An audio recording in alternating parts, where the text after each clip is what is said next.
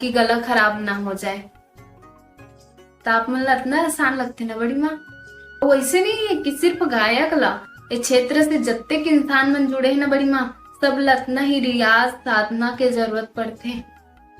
और आप मन ला क्षण भर नहीं लगे ना बड़ी माँ हमारे ये कला क्षेत्र बदनाम कहे में। ठीक है, पढ़ाई करना अच्छी बात है, मैं पढ़ाई पूरा नहीं कहा था, कम से कम मैं ये तो पता रखे कि परीक्षा दिलाए तो हमला परिणाम तो मिल ही चाहे वो अच्छा हो चाहे बुरा। लेकिन हमारे ये क्षेत्र में ना बड़ी माँ इतना सालों साल के मेहनत के परिणाम कब मिली ना तेकर कोई जानकारी नहीं रहे। हमें सिर्फ अपन साधना पे भरोसा रख सकते, बाकी हमला कब अपन सफलता मिली कोई जानकारी नहीं रहे बड़ी माँ। और आप मन ला क्षण भर नहीं लगे बड़ी माँ बुरा कहे में।